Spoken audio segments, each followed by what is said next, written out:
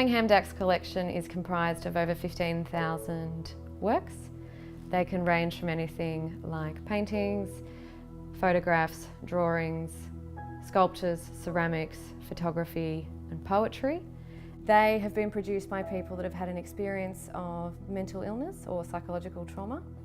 7,500 to 8,000 of those works were produced by people who were institutionalised in Victoria between the 1950s and the 1980s. And the other half of the collection is the contemporary collection, and they are works that have been produced by artists or people who are practising art and have an experience of mental illness or psychological trauma.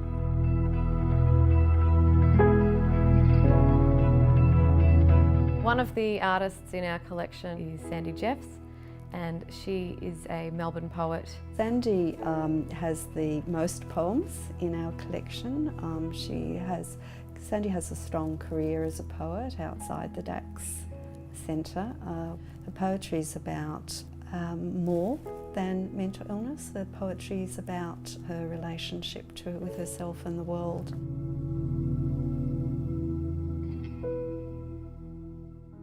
My name's Sandy Jeffs, and I am a poet who has lived with schizophrenia for all my adult life. I was diagnosed in 1976 when it was an absolute death sentence, and the prognosis in those days was nothing. It was poor. It was seen that with every episode of schizophrenia I had, I would go further into madness from which I would never ever recover.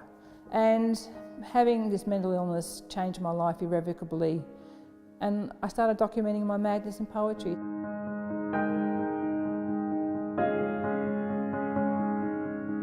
What the poetry did was really important, because when I held a poem on a bit of paper that I had written in my hands, that poem was evidence that I was actually alive.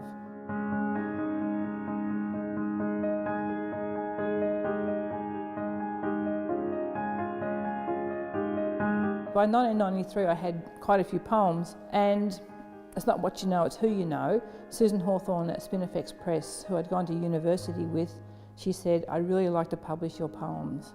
I went from being invisible in the world to being visible. I knew in my bones that I was more than just my label schizophrenia. I've now had 7 books of poetry published and a memoir.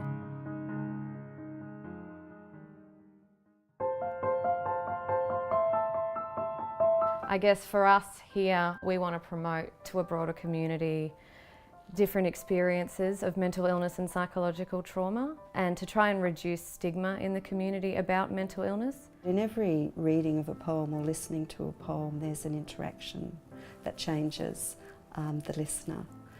And if you think of how that interaction and that dynamic translates to community thinking, this is how I think that stigma can be tackled. It's about inviting the reader into this strange, bizarre world that they might not know about, but might find some inkling of understanding through reading the poems.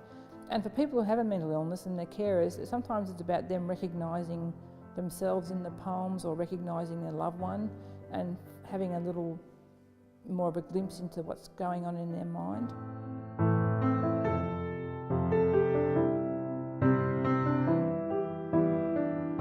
Someone like Sandy Jeffs is a really important advocate for anyone that has had an experience with mental illness, because she doesn't let it define her. I just love writing poetry. I love the process.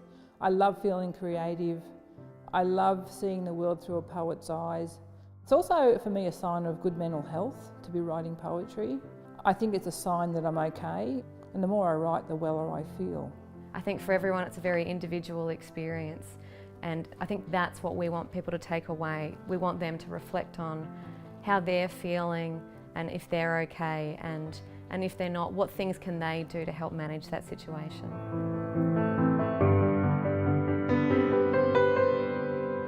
It's really important that people can walk away with some greater understanding of how different other people's experiences can be from their own, and hopefully they can walk away and share that, either share that understanding with someone else or maybe be more understanding with others.